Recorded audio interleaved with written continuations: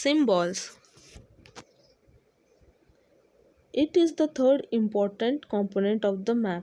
It is not possible to draw on map the actual shape and size of different features such as buildings, road, bridges, trees, railway lines or a well. So they are shown by using certain letters, shades, colors, pictures and lines. This symbol give us a lot of information in a limited space. With the use of these symbols, map can be drawn easily and are simple to read. Even if you don't know the language of an area and therefore cannot ask someone for direction, you can collect information from the map with the help of this symbol. Map have a universal language that can be understood by all. There is an international agreement regarding the use of this symbol. These are called conventional symbols. Some of the conventional symbols are shown in figure 4.3. So children, from this paragraph we come to know that symbols are shown by using certain letters, shades and colors, and these symbols can be used by us to identify the different places given on the map. If we go to some unknown place and we don't know their language, we can use this map having different symbol and go to a particular place. For example, I have to go to a hospital or a railway station, so I can use a map that shows where the railway station is, and by seeing the symbol which is given on the map I can go to that particular place even if I don't know the language of that region.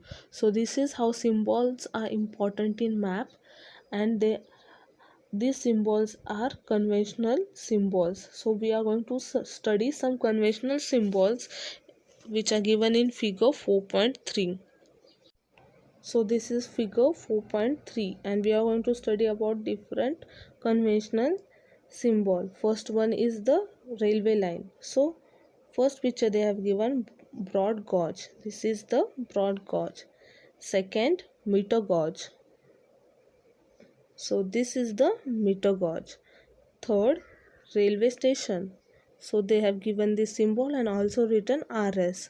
So this is railway station. So whenever you have to find railway line, you have to look for these three symbols. Then second one is the roads, metalled. So if the road is metal, you will find these two lines. And unmetalled road, you will find these types of small lines. Then we see boundary, international.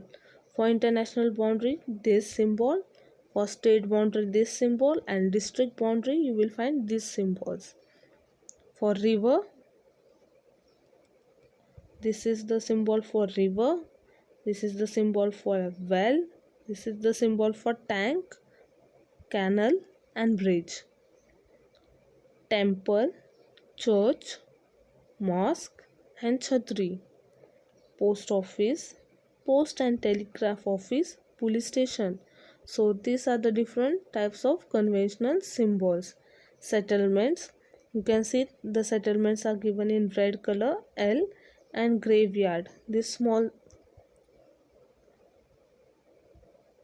Then next is trees, you can see trees and grass. So this symbol help us to find different places. If you want to find a well in a particular map, so you have to search for this symbol and you can find where the well is situated. If you want to find railway station, you have to look for this symbol. If you want to find a church, you can see for this symbol. So this is how symbols are useful for finding different places given in the map. Various colors are used for the same purpose. For example, generally blue is used for showing water bodies, brown for mountains, yellow for plateau, and green is used for plants. So colors are also used in symbol. So blue color is for water, green color is for plants, yellow is for plateaus, and brown color is used to show different types of mountains. So by using colors also symbols can be shown.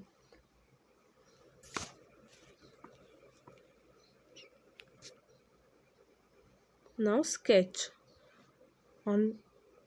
Okay, sketch. A sketch is a drawing mainly based on memory and spot observation and not on scale.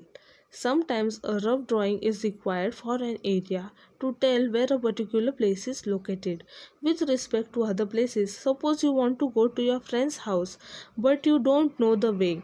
Your friend may make a rough drawing to show the way to this house. Such a rough drawing is drawn without scale and is called a sketch map. So the map which is drawn without a scale, which is a rough drawing, is called a sketch map. So children, in this paragraph we learned that the sketch is based upon a memory and it is a rough drawing. There is no scale used. So the next one is plan. A plan is a drawing of a small area on a large scale.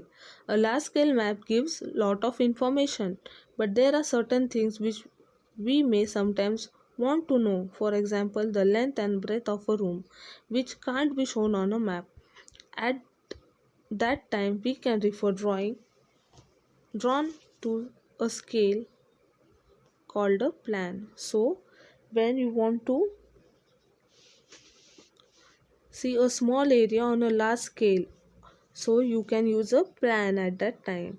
When you want the length and breadth of the room, you can use a plan for that. Look at figure 4.4 and find out. So we have to look at this figure and find out.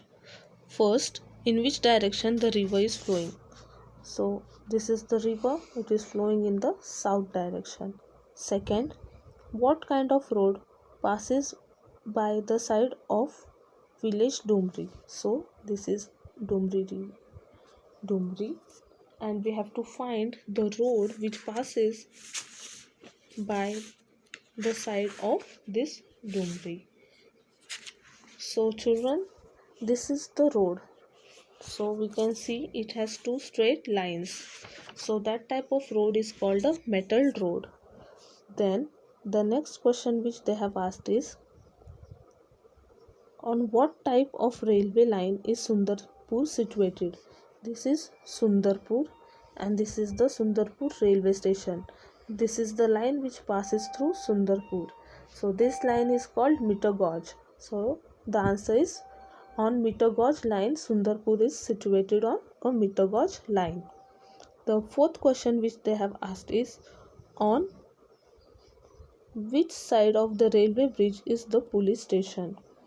So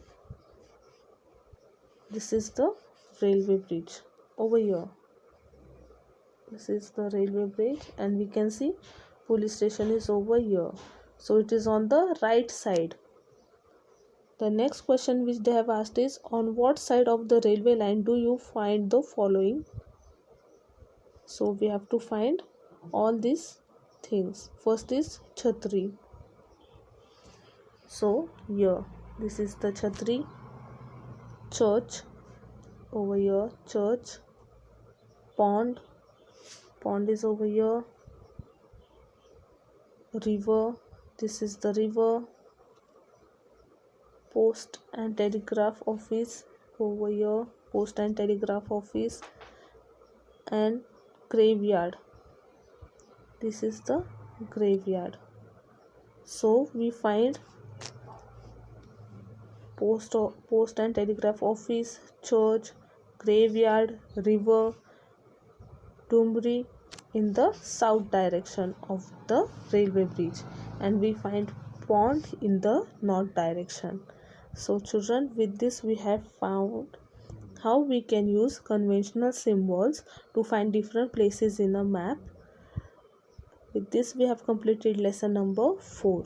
I will give hard words and question answers on WhatsApp group.